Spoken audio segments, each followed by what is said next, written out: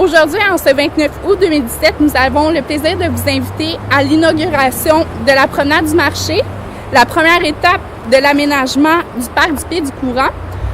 Grâce au soutien financier de Développement économique Canada et surtout de la municipalité qui s'est impliquée autant au point de vue financier qu'administratif pour la gestion du projet, l'expertise qu'ils avaient, on a pu mettre en branle au comité des loisirs le développement du parc Pied du Courant afin qu'il soit structuré, sécuritaire et qu'on puisse accueillir toute la population, autant les aînés que les jeunes. Au départ, en 2015, le gouvernement du Canada il avait lancé un programme d'infrastructure communautaire. C'est le PIC 150, puis il avait confié ça aux agences de développement local. Le PIC 150 appuie la remise en état et l'amélioration et l'agrandissement des infrastructures. Nous, on avait déjà acheté le parc. Ça fait 5, 6, 7 ans qu'on l'avait, puis on ne savait pas tout à fait quoi en faire pour redonner accès aux citoyens. C'était pas toujours sécuritaire. On avait des infrastructures qui étaient délabrées. Donc, ça nous a permis d'aller chercher près de 150 000 $ au niveau du fédéral.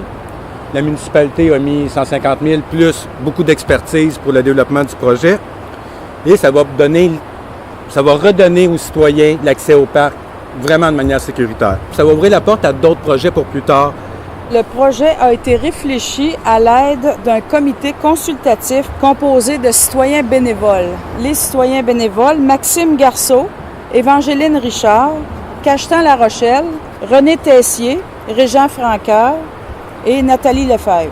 Nous tenons également à souligner la collaboration de l'architecte du projet, M. Dominique Laroche. Tout d'abord, la première phase du projet a été de mettre en place une magnifique promenade qui permettra de donner accès à notre rivière Waro et offrir une halte aux piétons et aux cyclistes et un lieu propice à plusieurs activités telles que l'ouverture d'un marché, l'installation peut-être vente de garage et tout autre projet de nos citoyens.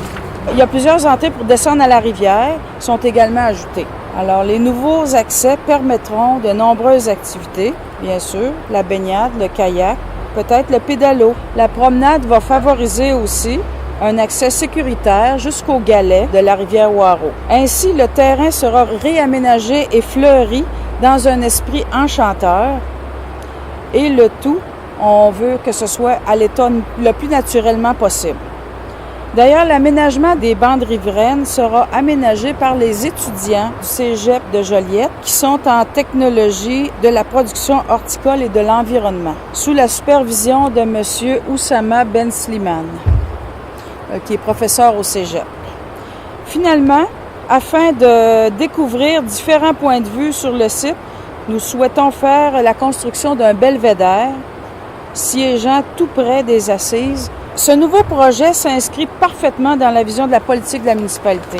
Développer une qualité de vie du milieu de Saint-Ligory, nous sommes fiers de pouvoir offrir ce lieu magnifique en le rendant accessible de manière sécuritaire à tous nos citoyens, aux touristes et aux gens qui viennent de d'autres régions aussi. Le partenariat visait plusieurs objectifs. Offrir un accès à la rivière et au transport actif, donc marché, piste cyclable peut-être avec le temps et compagnie.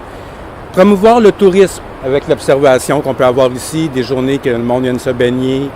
Permettre la tenue de marchés publics pour nos artisans locaux ou nos commerçants locaux. On va pouvoir venir vendre leurs produits. Et à plus long terme, on aimerait ça poursuivre le développement du parc en y aménageant une scène en bas, ce qui nous permettrait la tenue de petits événements. On aimerait ça avoir un pavillon d'accueil, comprendrait un musée acadien, peut-être un petit bar, un petit restaurant.